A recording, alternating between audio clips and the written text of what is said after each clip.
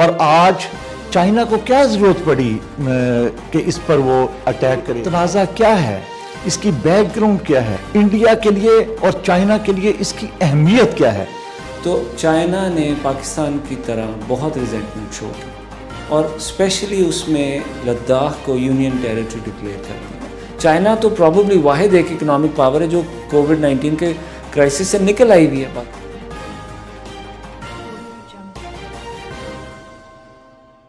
बिस्मिल्लाहिर्रहमानिर्रहीम। नाज़रीन, रोज़मर्रा के टॉपिक्स पर तो हम बात कर ही रहे हैं और ये भी बज़ाहिर तो रोज़मर्रा का टॉपिक है, लेकिन दुनिया का आज ये सबसे अहम मामला है जिस पर आज हम बात करेंगे।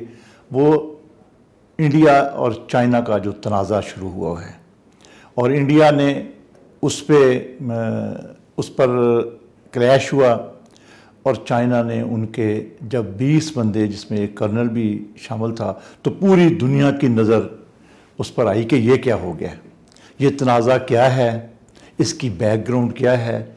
इस तनाज़ा में अगर हम बहुत पीछे जाएं तो ये लद्दाख का मामला है। 1962 में भी इस पर वार हुई, 1967 में भी इस पर चाइना इंडिया इस पर वार हुई। झगड़ा क्या है कि एक Chinese monthly magazine China pictorial, उस पर एक नक्शा उन्होंने दिखाया जिसमें हिमालय और लद्दाख को अपना पार्ट बनाया। ये तनाज़ा चला आ रहा है आज, क्योंकि दुनिया में सबसे ज़्यादा ट्रेंड और सबसे ज़्यादा इस पर बात हो रही है, तो इसलिए हमने भी सोचा कि इस पर हम अपने माहिर बैनुल-अक़वामी अमूर के माहिर यूनिवर्सिटी लाहौर के चेयरमैन जनाब अवैस रऊफ़ साहब से उनको रिक्वेस्ट करें कि वो आएँ और हमें ये बताएं कि ये तनाज़ा क्या है, इसकी बैकग्राउंड क्या है, इंडिया के लिए और चाइना के लिए इसकी अहमियत क्या है, और आज चाइना को क्या ज़रूरत पड़ी कि इस पर वो अटैक करे। हालांकि 2013 से लेकर 2015 तक इंडिया वहाँ पर डेवलपमेंट कर रहा था। उन सालों में तो कोई चाइना ने कुछ नहीं कहा, वो मुसलसल अपने मामलात को ठीक कर रहा था। 2019 में उसने कश्मीर की जो स्टेट का जो स्टेटस था उसको भी ख़त्म कर दिया। तो फिर अब क्या हो गया यकदम चाइना को, और हमें आप बैकग्राउंड भी बताएं और आज जो हुआ है और क्या होगा इस पर भी बताएं जनाब अवैस रऊफ़ साहब। बहुत शुक्रिया मुनीर खान साहब। पीछे कॉन्टेक्स्ट में अगर जाएं कि लद्दाख का इशू क्या है, तो वो एक पूरी डिटेल है, हिस्ट्री है जो अवेलेबल है, लोग देख सकते हैं। 1962 की वॉर भी हुई और उस वॉर में इंडिया को चाइना ने बड़ा डिसाइसिवली डिफीट किया। आज तक इंडियंस वो चीज़ भूल नहीं सके। पाकिस्तान ने उसमें पार्टिसिपेट नहीं किया, उसका एक पूरा कॉन्टेक्स्ट है, उसको अलहदा डिस्कस कर सकते हैं। वो एक मौका था शायद हमारे पास कि हम उस मौके पे अगर अमेरिकन लाइन टो ना करते तो शायद कश्मीर छीन लेते। एनीवे, आज अब क्या हो रहा है और अब ये जो रीसेंट पिछले कुछ दिनों से ये शुरू हुआ है फिर से, इसको अगर डिटेल में डिस्कस कर लें तो बड़ा रेलेवेंट हो जाएगा। पहला पॉइंट ये है कि लद्दाख का इशू कई दहाइयों से किसी जगह स्पॉटलाइट में नहीं था और ना इंडिया और चाइना का उस जगह पे कोई क्लैश हुआ था। ये सही माने में फिर से उठा है जब इंडिया ने 2019 में पूरे कश्मीर को उसका स्टेटस चेंज किया और स्पेशली उसमें लद्दाख को यूनियन टेरिटरी डिक्लेयर कर दिया। पहले वो एक डिस्प्यूटेड टेरिटरी थी, आज भी है अंडर यूएन चार्टर। इंडिया ने उसका स्टेटस चेंज कर दिया और डिक्लेयर कर दिया एज इफ़ कि उसने उसको एनेक्स कर लिया, कश्मीर के साथ उसको भी, लद्दाख को भी। जैसे ये किया, बाकी कश्मीर में तो खैर चाइना ने कोई ज़्यादा उसका हिस्टोरिकल राइट नहीं होगा, लद्दाख पे तो उनका ऑलरेडी एक चल रहा था इशू। तो चाइना ने पाकिस्तान की तरह बहुत रिजेंटमेंट शो की और ये एक्सपेक्टेड था कि ये आगे चल के कुछ भी हो सकता है। जैसे ही बर्फ़ें पिघलेंगी तो जैसे कारगिल का इशू था, इसी तरह अनमैन्ड टेरिटरी है, वहाँ कोई बंकर नहीं है, टेरिटरी बहुत वेल डिफाइंड नहीं है। जैसे ही बर्फ़ पिघलेगी तो उसके बाद चाइनीज़ सोल्जर्स और इंडियन सोल्जर्स जब वापस आएंगे अपनी पोजीशंस पे तो कुछ भी वहाँ पे हो सकता था। इसी तरह जब चाइनीज़ आए तो वो बहुत आगे आ गए। According to Indian claim. Chinese कहते हैं कि वो अभी तक अपनी टेरिटरी में ही हैं, और लाइन ऑफ एक्चुअल कंट्रोल का जो एक चल रहा था स्टेटस, वो किसी हद तक डिस्टर्ब हो गया। ये इस वक्त इशू ये बना हुआ है ग्लोबली कॉन्वर्सेशन का कि चाइना ने ये टाइम क्यों सेलेक्ट किया। ये बड़ा अहम बात है कि भी क्यों इस वक्त इस टाइम क्यों किया, उन्होंने क्या किया नहीं किया, ये बिल्कुल एक अलग चीज़ है। असल पॉइंट है कि चाइना ने ये टाइम क्यों सिलेक्ट किया। अगर कोरोना ना होता और दुनिया में ये हालात ना होते तो क्या चाइना सर्दियों के बाद गर्मी आते यही काम करता या ना करता। कुछ एनालिस्ट का ख्याल है कि चाइनीज़ प्रिपेयर कर रहे थे और डिसाइड किया हुआ था, और बर्फ़ें पिघलते ही उनके सोल्जर्स नीचे उतर आए, कोरोना होता या ना होता। फॉर एग्जांपल कुछ लोगों का ख्याल है ये चाइना ने करना ही था, इस एरिया की सिग्निफिकेंस को उन्होंने ग्लोबल स्टेज पे लेके जाना था। वो ऐसे ही इंडिया की पूरी एनेक्सेशन और स्टेटस चेंज की पूरी एक्सरसाइज को इग्नोर कर देते लद्दाख में, ये नहीं हो सकता था। और उनके पास इस वक्त इतनी मिलिट्री माइट ज़रूर है, हमेशा से इंडिया से ज़्यादा थी, अब इतनी ज़रूर है कि वो किसी भी जगह अपने आप को एग्रेसिव मोड में शो कर सकते हैं अगेंस्ट इंडिया, किसी भी थिएटर पे, किसी भी फ्रंट लाइन। तो ये काम क्या उन्होंने करना था या नहीं। तो दूसरा ये हुआ कि साथ कोरोना आया, और टाइमिंग कुछ इस तरह हुई कि चाइना कोरोना के क्राइसिस से बड़ी हद तक निकल आया, और बाकी सारी दुनिया समेत अमेरिका, इंडिया, वो अभी तक उसमें बुरी तरह फंसे हुए हैं। तो ये एक वनरेबल टाइम था जिसके अंदर हो सकता है चाइनीज़ ने इसको देख के ये सारा एक्शन किया हो। कुछ लोग बिलीव करते हैं कि चाइनीज़ इस टाइम के दौरान, जब अमेरिका अभी अपने डोमेस्टिक इश्यूज़ में बुरी तरह फंसा हुआ है, चाइनीज़ इस टाइम में हार्ड वील्ड करके इंडिया से कोई अच्छी सेटलमेंट कर लेंगे। सेटलमेंट्स बहुत सारी हैं। एक तो लद्दाख के ऊपर सेटलमेंट है कि सिर्फ लद्दाख के स्टेटस के ऊपर क्या वो ये सारे नेगोशिएट करना चाहते हैं और अग्रेसिव मोड में, या वो कोई और बड़ी चीज़ के ऊपर सेटलमेंट चाहते हैं। और उसमें से एक ये है कि अमेरिका, इंडिया बड़े अरसे से अमेरिका की तरफ के ब्लॉक का हिस्सा बन रहा था। वो क्लेम करते हैं कि हमारी फॉरेन पॉलिसी इंडिपेंडेंट है, हम अमेरिका का स्टूज नहीं बनेंगे। लेकिन चाइनीज़ और इवन पाकिस्तानीज़ बिलीव करते हैं, किसी हद तक एनालिस्ट बिलीव करते हैं कि इंडिया अमेरिका का फ्रंट मैन बन सकता है इस रीजन के अंदर, और अमेरिका बड़ी हद तक उसको सपोर्ट भी दे रहा है बड़े सालों से। तो ये जो टाइम बीच में निकला है, ये एक अपॉर्चुनिटी बनी जिसमें अमेरिका अभी अपने इश्यूज़ में, डोमेस्टिक इश्यूज़ में, वहाँ कोरोना है, फिर राइट्स चल रहे हैं, इलेक्शंस करीब आ रहे हैं, उन सारे मामलात में ऑक्यूपाइड है, कोई फैसला नहीं कर पा रहा। अभी तक आप देखें इतना कुछ हुआ है, इतना कुछ हुआ है, अभी तक ट्रंप ने कोई ट्वीट इस इशू पे नहीं की। तो इसका मतलब है उस पे बात की है। हाँ जी, तो मे बी अमेरिकन इसमें नहीं पढ़ना चाहते डायरेक्टली इस वक्त। तो ये सारा चॉइस ऑफ टाइम जो है, असल मेरे हिसाब में सबसे इम्पॉर्टेंट चीज़ है कि चॉइस ऑफ टाइम मैटर करती है। उसी से आपको समझ आएगी कि असल में चाइनीज़ की थिंकिंग क्या है और एंड गेम उनके जहन में क्या है। अगर तो वो regardless of world pressure Ladakh के ऊपर इंडिया को कन्फ्रंट करने आए हैं, तो वो फिर टाइमिंग मैटर नहीं करती। फिर वो 2 महीने, 6 महीने, वो जितना अरसा भी चला, ये वो रीजन है जो जब जैसे ही बर्फ़ पड़ेगी ये लैंडलॉक फंस जाएगा, यहाँ पे उधर वहाँ मूवमेंट नहीं हो सकेगी। तो ये जो भी करना है इंडिया ने या चाइना ने अगले 2 से 3 महीने के अंदर अंदर करना है। तो उसमें सबसे पहले वी नीड टू अंडरस्टैंड कि चाइनीज़ की एंड गेम क्या है, चाइनीज़ किस चीज़ पे बारगेन करने आए हैं। फिर साथ इम्पॉर्टेंट है कि उसमें पाकिस्तान के लिए क्या सिनेरियो है। क्या इंडिया वो गिव एंड टेक करके किसी ऐसी सिचुएशन में आ जाता है जहां चाइना पीछे हट जाता है और फिर पाकिस्तान को सारा ब्रंट लेना पड़ेगा। हम इसको भी डिस्कस करते हैं। क्या चाइना जो भी डील करेगा उसमें जम्मू एंड कश्मीर पूरे के स्टेटस के ऊपर कोई बात करेगा। क्या इंडिया किसी सूरत भी अपनी नेशनल प्राइड में, क्योंकि नेशनलिस्ट गवर्नमेंट है, पॉपुलर गवर्नमेंट है, वो नेशनल प्राइड के ऊपर कोई भी काम नहीं कर सकती। तो क्या ये अल्टीमेटली किसी मेजर कन्फ्रंटेशन में चला जाएगा और क्या ये एक 3 पार्टी सोल्यूशन की तरफ जाएगा। ये सारी चीज़ें हैं जिनको हम देख सकते हैं कि जो अगले 2 से 3 महीने के अंदर अंदर क्लियर हो जाएंगी कि इसकी एंड गेम क्या है।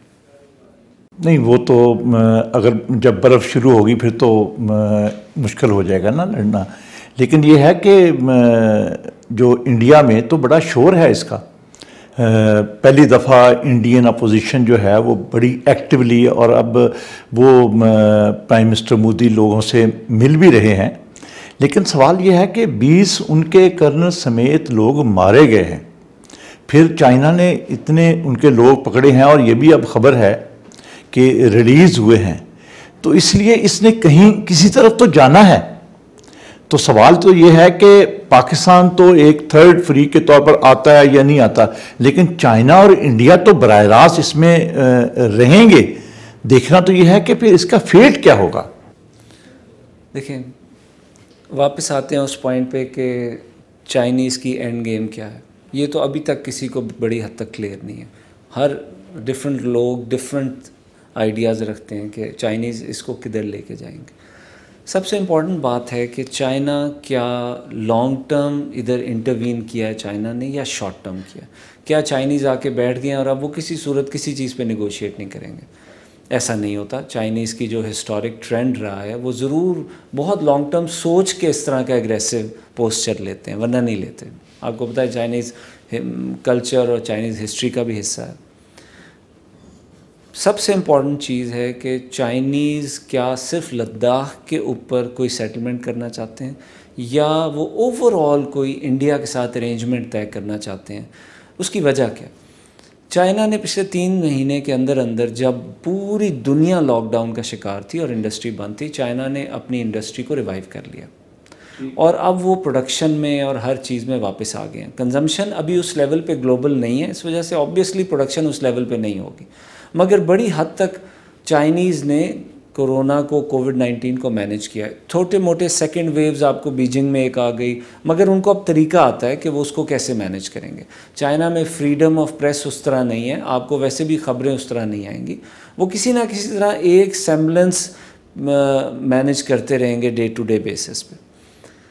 अगर चाइनीज़ ने ये फील किया कि इस क्राइसिस के बाद अमेरिका जो इनिशिएटिव लूज़ कर रहा है इकोनॉमिकली और ग्लोबल पावर के स्टेटस में, वो वापस रीगेन करने की कोशिश में कुछ अग्रेसिव शो करेगा, तो अमेरिका के पास इस रीजन में 2-3 ही प्लेयर्स हैं जिसके थ्रू वो कुछ कर सकता है। एक इंडिया है, एक जापान है, किसी हद तक साउथ कोरिया है। चाइना के अगेंस्ट अगर किसी की थोड़ी बहुत कैपेसिटी है तो प्रॉबेबली इंडिया होगा, और इंडिया कुछ अरसे से अमेरिकन ब्लॉक का हिस्सा बन रहा था, अमेरिकन के करीब आ रहा है। इस चीज़ को एक तो ये हो सकता है कि वो इस स्टेज पे सेटल करना चाहें और निगोशिएट इस पे करें कि इंडिया अश्योर कर दे चाइना को कि वो अमेरिका का फ्रंट मैन नहीं बनेगा। एक तो ये थिंकिंग, ठीक, ये होगी उनकी अगर ग्लोबल थिंकिंग। अगर वो सिर्फ लद्दाख के ऊपर अपसेट हैं, क्योंकि लद्दाख सिंकियांग और तिब्बत को कनेक्ट करता है, ये वाहिद एरिया है जहाँ से सो वो किसी सूरत भी इसको निगोशिएट नहीं कर सकते कि वो छोड़ दें। ये जो रीजन उन्होंने extra so called take over किया, इसको वो किस सूरत में छोड़ेंगे? क्या नेगोशिएशन है जिसको वो कर? क्या वो लद्दाख, सिर्फ लद्दाख के रीजन के ऊपर जो इंडिया ने 2019 में एनेक्सेशन की थी और स्टेटस चेंज किया था, इस पर कंप्रोमाइज़ करा के पीछे हट जाएंगे?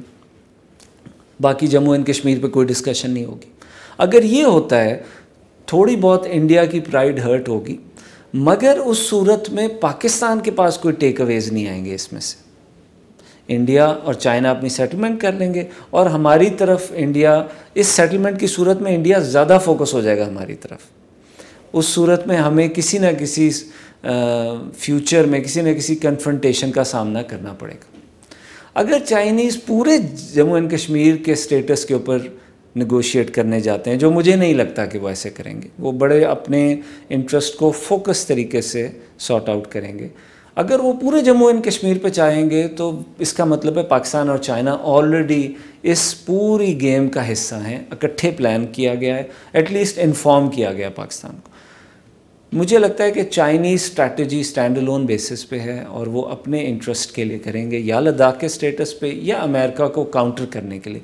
हमने लास्ट टाइम ये डिस्कस किया कि एक विंडो है जिसके अंदर चाइनीज़ अपने इशूज सेटल करेंगे, उसमें वो एग्रेशन भी शो करेंगे, उसके अंदर वो मिलिट्री पावर का वो भी देंगे।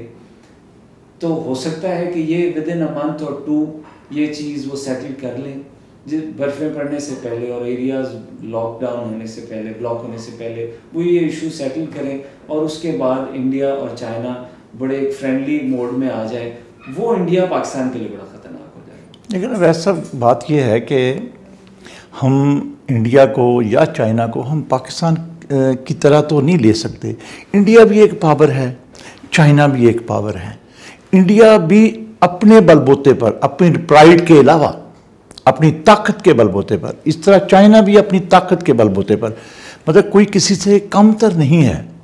आज अगर चाइना ने अपना 43,000 मुरब्बा किलोमीटर उन्होंने अपना जगह ले ली है, तो इंडिया में तो शोर मचा हुआ है। अपोजिशन, हुकूमत, सारे लोग, और अब मिनिस्टर लेवल पे मुज़ाकरात भी चाइना से हो रहे हैं। तो ये 2 ताकतों की लड़ाई है।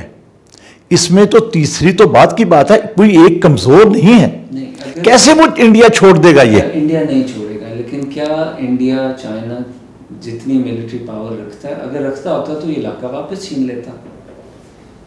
नहीं, आप कहना चाहते हैं कि इंडिया के पास उतनी मिलिट्री पावर नहीं है? नहीं है, और ये कोई ऐसी बड़ी बात नहीं, सारी दुनिया को पता। पॉइंट ये है कि इंडिया के पास अगर उतनी मिलिट्री, यही चीज़ इंडिया चाइना के साथ करे और फिर रिटेलिएशन देखिएगा। पॉइंट ये है कि इंडिया के पास वो मिलिट्री पावर नहीं। बहुत ज़्यादा बड़ी मिलिट्री होना does not mean military power. बहुत ज़्यादा प्लेटफॉर्म्स होना और एक पागलों की हुकूमत तो है ना वहाँ पर। जी बिल्कुल है, और नेशनलिस्ट, पॉपुलिस्ट नेशनलिस्ट गवर्नमेंट है, वो ज़रूर अपने प्राइड को मेंटेन करने के लिए, नेशनल प्राइड को मेंटेन करने के लिए बहुत कुछ करेंगे। लेकिन उनके पास भी उनकी मिलिट्री की कैलकुलेशन है कि वो क्या चीज़ कर सकते हैं मिलिटरीली, क्या नहीं कर सकते। इसलिए इवन मोदी ने, प्राइम मिनिस्टर मोदी ने जो ये कमेंट दिया 24 घंटे गुजरने के बाद, पता था 20 फौजी मर गए हैं और शोर मचा हुआ था पूरे मुल्क में, दुनिया में, तो आपने देखा उन्होंने बड़ा इंटेलिजेंट सा कमेंट दिया कि अगर हमें प्रोवोक करेंगे तो हम उसका रिस्पांस देंगे। प्रोवोक तो कर दिया उन्होंने, आपके बंदे मार दिए। इंडिया के पास वो मिलिट्री कैपेसिटी नहीं है जो वो क्लेम करता है, या चाइना को जिसके ऊपर वो जाके, हाँ अगर चाइना किसी ऑफेंसिव मोड में आता है और इंडिया डिफेंसिव में चला जाता है, तो उस सूरत में इक्वेशन क्या बनेगी कल को इस जंग में? 2 न्यूक्लियर पावर्स हैं, बनेगा क्या? ये तो कोई प्रेडिक्ट नहीं कर सकता। नहीं, इंपॉर्टेंट बात तो यही है। मेरे हिसाब में दोनों मुल्क जंग नहीं करना चाहते। दोनों मुल्क किसी न किसी निगोशिएटेड सेटलमेंट की तरफ जाएंगे। हमें ये देखना है कि वो सेटलमेंट अल्टीमेटली पाकिस्तान के लिए कैसी होगी। नहीं, लद्दाख की अहमियत क्या बनती है चाइना के लिए और इंडिया के लिए? ये एक सवाल है ना जिसके लिए सब कुछ। पहली बात तो ये है कि चाइनीज़ हिस्टोरिकली क्लेम करते हैं कि लद्दाख उनका हिस्सा था मुल्क का, राइट। दूसरा ये है कि वो तिब्बत और सिंकियांग के बीच में कनेक्शन है जो उनके पास ऑलरेडी है, एक्साई चेन, और ये वहाँ से रोड गुजरती है, उसको प्रोटेक्ट करना उनके लिए ऑब्वियसली बहुत ज़रूरी है। ये अब नेपाल भी बीच में आ गया है। नेपाल भी किसी हद तक चाइनीज ब्लॉक का हिस्सा है। पहले नेपाल रोड लॉक था इंडिया की साइड से, तो इंडिया उसको ब्लैकमेल भी करता था। अब चाइनीज़ ने पीछे से रोड्स कनेक्ट कर दिए। अब नेपाल इंडिया के ऊपर कम्प्लीटली रिलाई नहीं करता for all goods and services. इन हालात के अंदर नेपाल ने भी चाइना की सपोर्ट शुरू कर दिया किसी हद तक, और इंडिया को कन्फ्रंट कर रहे हैं। अपना नक्शा उन्होंने उसमें नया नक्शा। क्या अब ये नेपाल की मिलिट्री माइट है इंडिया के सामने? नहीं है। उसको कोई ना कोई तो चाइना ने कमिटमेंट्स और अश्योरेंसेस दी हैं जिसकी बेसिस पे वो इंडिया के सामने खड़ा है। अगर चाइना वो अश्योरेंसेस दे के बगैर कोई सेटलमेंट या बगैर कुछ किए पीछे हट जाता है, तो इसके बाद इस रीजन के अंदर उसकी कोई जियोपॉलिटिकल इंपॉर्टेंस नहीं होगी। ये नहीं हो सकता, और चाइनीज़ इस तरह सोचते नहीं हैं। वो चंद सालों के ऊपर प्लान आउट ही नहीं करते, वो डेकेड्स के ऊपर चीज़ें प्लान करते हैं। तो इसका मतलब है कि वो यहाँ से कुछ ना कुछ लॉन्ग टर्म बार्गेन लेगा, ना सिर्फ अपने लिए लेगा बल्कि नेपाल को और दूसरे मुल्कों को भी कुछ सेटलमेंट दिलवाएगा। अगर कुछ भी नहीं मिलता चाइनीज़ को और वो यहाँ से उन्हें विड्रॉ करना पड़ता है, तो उन्होंने फिर ये क्यों किया? इसका क्या फ़ायदा?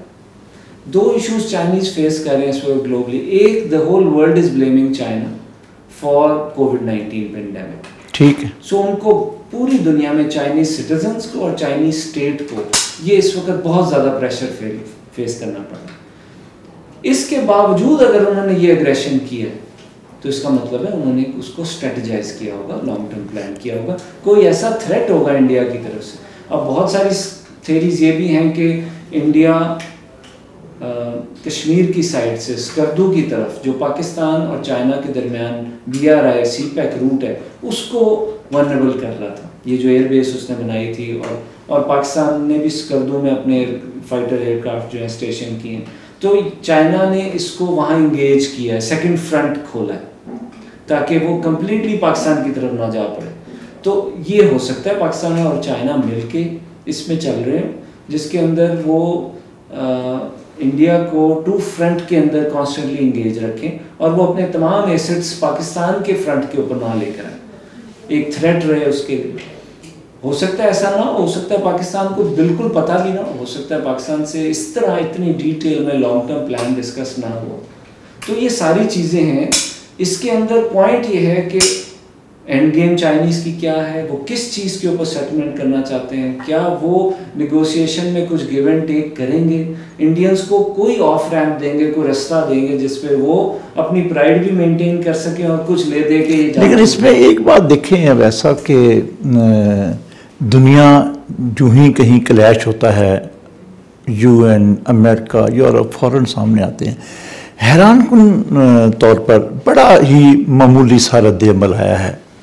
एक क्लैश हुआ है, एक कर्नल समेत इतने लोग 20 के करीब लोग मारे हैं, गिरफ्तारियाँ इंडियन फौजी गिरफ्तार हुए हैं, चाइना के भी लोग हुए हैं। लेकिन यह है कि कोई जैसे ऐसे नहीं है कि जैसे दुनिया चाहती है ये तमाशा हो कि दो न्यूक्लियर पावर लड़ें, दोनों से कोई लोग तंग हैं या दोनों का नुकसान करना चाहते हैं। देखिए, अगर दो न्यूक्लियर पावर लड़ती हैं और न्यूक्लियर वेपन्स यूज़ होते हैं, सारी दुनिया का नुकसान है।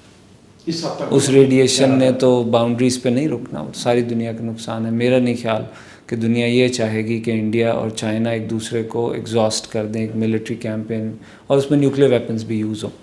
ऐसा नहीं होगा, मेरा नहीं ख्याल दुनिया इससे चाहती। एक तो ये बात तय है कि दुनिया बहुत बुरी तरह कोविड-19 के क्राइसिस और उससे रिलेटेड इकोनॉमिक रिसेशन में फंसी हुई है और वो उससे निकल के मेजर इश्यूज़ के ऊपर कोई स्टेटमेंट नहीं दे रहे। ना बड़े अरसे से अमेरिका ने, ना ब्रिटेन ने, ना यूरोप में फ्रांस ने, जर्मनी ने कोई स्टेटमेंट इशू नहीं। चाइना को तो इस पे कुछ ना कुछ कहा जा सकता था ना, कहा जा सकता है, लेकिन अभी वो अपने क्राइसिस से निकलेंगे तो कुछ कहेंगे ना। चाइना तो प्रॉब्ली वाहिद एक इकोनॉमिक पावर है जो कोविड-19 के क्राइसिस से निकल आई हुई है, बाकी सब इसमें अभी फंसे हुए हैं। तो इस वजह से उनका स्टेटमेंट ना देना तो कुछ समझ आता है।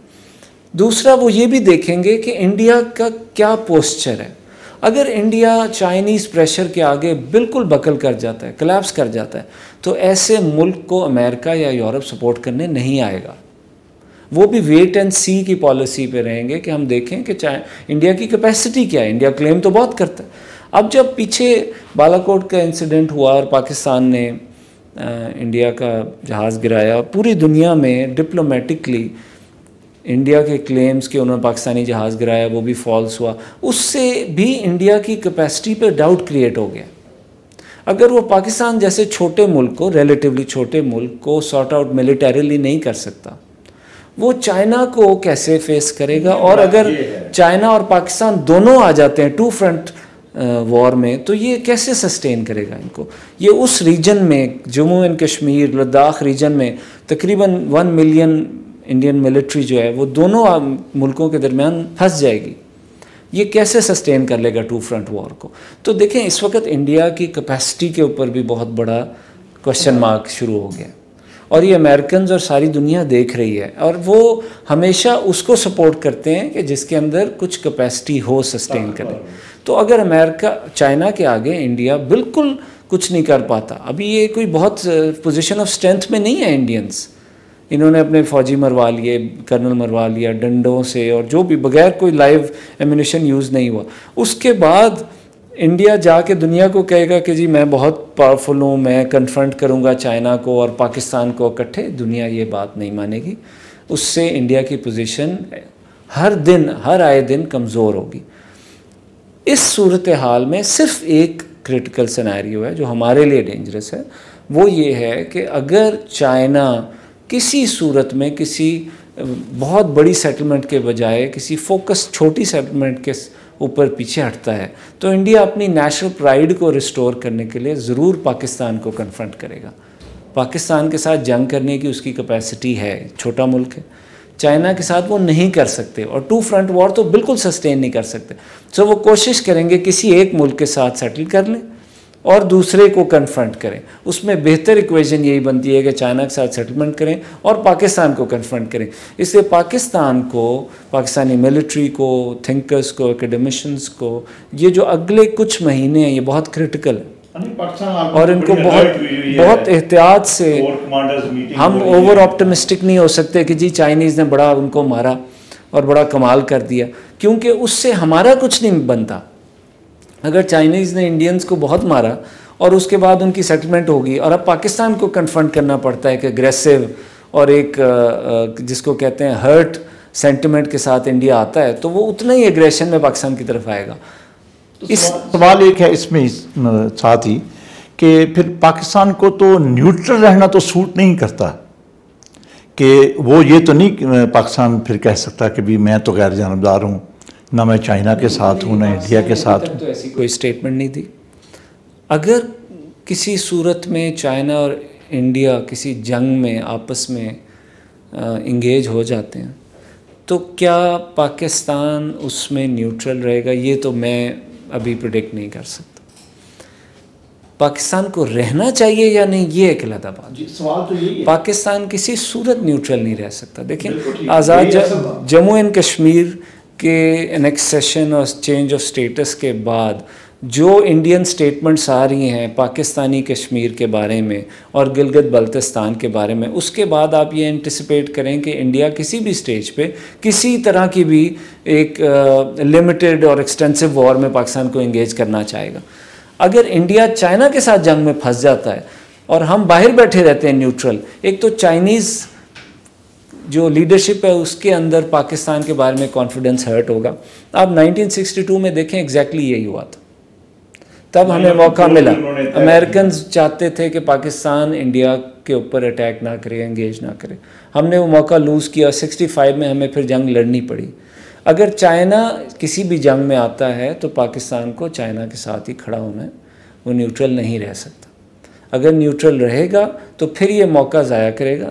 इंडिया या तो बहुत बुरी तरह उस डैमेज हो जाए उसकी कैपेसिटी टू वेज वॉर, अगर वो नहीं होती तो वो अपनी नेशनल प्राइड रिस्टोर करने के लिए ज़रूर पाकिस्तान के साथ जंग करे। देखें आज पाकिस्तान में एक तो वो फ़िज़ा है जो हर पाकिस्तानी की है अगेंस्ट द इंडिया कश्मीर के इशू पर। एक फ़िज़ा है जो मुख्तलिफ लोग इल्ज़ाम लगाते हैं, मैं नहीं कहता कि ये हकीकत है। वो ये है कि मौजूदा गवर्नमेंट जब से आई है कश्मीर पर और अगेंस्ट द इंडिया इनका मौक़िफ़ बड़ा वीक है, इतना अग्रेसिव नहीं है। और फिर इसी अरसा में उन्होंने कश्मीर वाला अपना जो 370 आर्टिकल उसको रिवोक किया और उसको अपना हिस्सा बना दिया। अच्छा, इस बैकग्राउंड में कहा यह जाता है, मैं कहता हूँ अल्लाह करे ये सब कुछ गलत ही हो। जैसे अभी सलामती कौंसिल का जो एक मेंबरशिप का इलेक्शन था, शोर मच गया कि वो इंडिया अनअपोज हो रहा है, तो फिर कल हमारे वज़ीर ख़ारजा ने कहा कि हम तो अगेंस्ट जाएंगे। लेकिन एक फ़िज़ा मौजूद है कि हम इंडिया को अपोज नहीं कर रहे। तो क्या ऐसा मुल्की मफाद में होगा या आप समझते हैं कि ये हुकूमत नहीं कर सकेगी?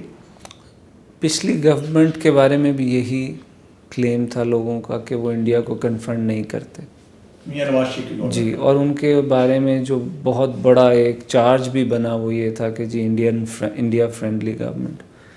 इस गवर्नमेंट ने बहुत सारे काम किए हैं इंडिया के अगेंस्ट, मगर उसके बारे में भी ये है कि जी वो मिलिटरीली एग्रेशन में नहीं जा रहे। पॉइंट ये है कि हमारे थिंकिंग, मिलिट्री की थिंकिंग बहुत मैटर करती है कि हमें कितना एग्रेशन शो करना। अगर हमने इंडिया के साथ जंग नहीं करनी और हम समझते हैं हमें जंग नहीं कर सकते या ज़रूरत नहीं है, अभी टाइम नहीं है, वेट एंड सी में जाएं, तो फिर कभी भी पॉलिटिकल लीडरशिप एक हद से आगे जाके अग्रेसिव पोस्चर में इंडिया के अगेंस्ट नहीं जाएगी। It would be unwise. अगर आपने किसी चीज़ को टर्मिनल लेवल पे नहीं लेके जाना तो ज़रूरत नहीं है कि उसको कम्युनिकेशन में भी उस लेवल तक लेके जाए। इसलिए मगर उसके बावजूद इमरान खान साहब ने UN में और मुख्तलिफ़ जगहों पे एटलीस्ट इंडिया के ख़िलाफ़ बहुत एग्रेसिव पोस्चर भी लिया, स्टेटमेंट्स भी दी। लेकिन अभी एज ऑफ नाउ मुझे नहीं लगता कि पाकिस्तान इंडिया को कन्फ्रंट करना चाहता है मिलिटरीली। वो प्रॉबली वेट एंड सी की पॉलिसी ही को फॉलो करेंगे। लेकिन अगर इंडिया और चाइना आपस में भिड़ जाते हैं किसी बात पे, उस वक्त हमारी स्ट्रेटजी क्या होगी? ये देखें गुजारिश ये है, एक आपने अभी जो बात की है कि चाइना और इंडिया जो क्लैशेस हो रहे हैं, इसमें चाइना क्या गेन करता है, कहाँ जाके सेटलमेंट करता है।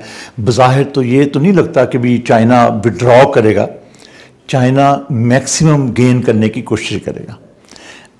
एक सूरत, दूसरी सूरत यह है कि इस सारे गेन के मैटर्स में कोई क्लैश और भी हो सकता है।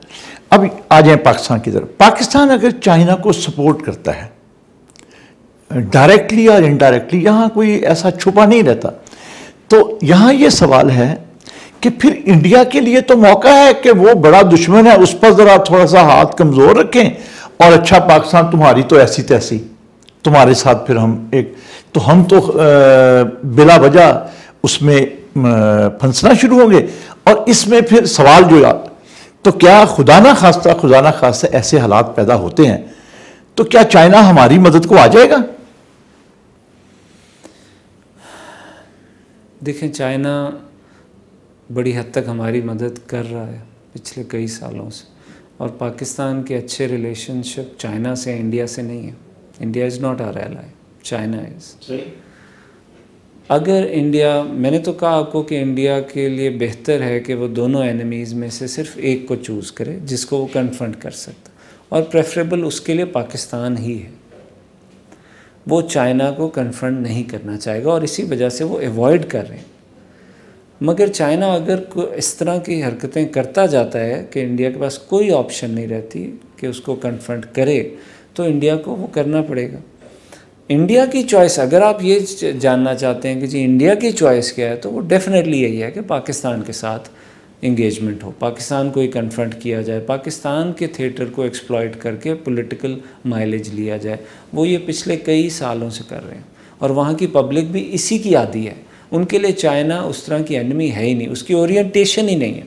ना इलेक्शन में कभी ये बात हुई, ना मोदी साहब ने पिछले कोई 10 साल में ये क्लेम किया। वो हमेशा पाकिस्तान को बुरा भला कहते थे, आतंकवादी हो गया, जो भी इशू। आज अगर उन्हें ये पूरा पोस्चर चेंज करना पड़ता है चाइना की तरफ, उसके लिए बहुत टाइम चाहिए उनको, और वो टाइम नहीं है उनके पास। उनकी चॉइस होगी कि चाइना के साथ जो इस वक्त क्लैश है इसको सेटल किया जाए, और जो भी नेशनल प्राइड हर्ट होती है उसको वापस इक्विलिब्रियम मेंटेन करने के लिए पाकिस्तान की तरफ एग्रेशन शो किया जाए। इसमें कोई डाउट नहीं है।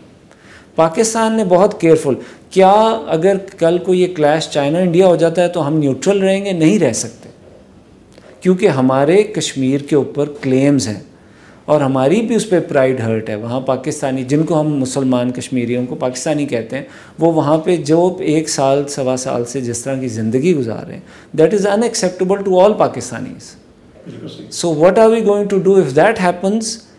Remains a question mark, but we can not remain neutral.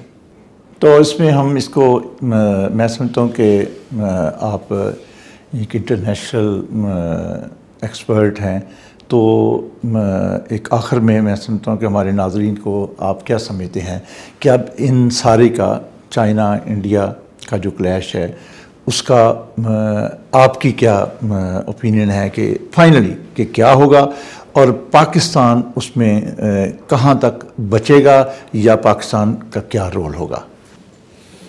देखिए, इसको प्रेडिक्शन तो नहीं करनी, इसको अगर एनालाइज कर लें तो आप चाइना भी गए हुए हैं, आपने सारे उनके डायरेक्टली वहाँ देखा है जाकर, आप उनके डिप्लोमेट से मिले हैं, उनकी सोच का आपको अंदाज़ा है। हम इस हवाले से हम जानना चाहते हैं कि वो किस अप्रोच के साथ इसको अब कंक्लूड करेंगे। ये देखें, ये 1962 नहीं है कि वो दुनिया आ गई और लाइन ऑफ कंट्रोल बन गई। अब अगर एक वो सोच समझ कर रहा है, तो मैं इसलिए आपसे जानना चाहता हूँ कि आप चाइनीज़ को बहुत बेहतर समझते हैं। चाइनीज़ किसी सूरत भी जंग नहीं चाहेंगे टू बिगिन विद। वो जिस स्पीड से इकोनॉमिक ग्रोथ अचीव कर रहे हैं बगैर जंग के, तो वो वैसे ही कुछ सालों में दुनिया की सबसे बड़ी इकोनॉमिक पावर बनेंगे। और जो इकोनॉमिक पावर होगी वही इस दौर में मिलिट्री पावर होगी, जियोपॉलिटिकल पावर। सो चाइनीज़ अवॉइड करेंगे कि वो एक जंग में चले जाएं। इंडिया भी अवॉइड करेगा कि वो चाइना से जंग करे। इंडिया की चॉइस होगी कि अगर जंग करनी पड़ती है तो पाकिस्तान से जंग करे। इस सूरत हाल में ये पूरा क्राइसिस सेटल होगा किसी न किसी सूरत, गिव एंड टेक होगा। चाइनीज़ चाहते क्या हैं इसके अगेंस्ट, ये अभी तक रिवील नहीं हुआ और ना सही तरह समझ आ रहा है।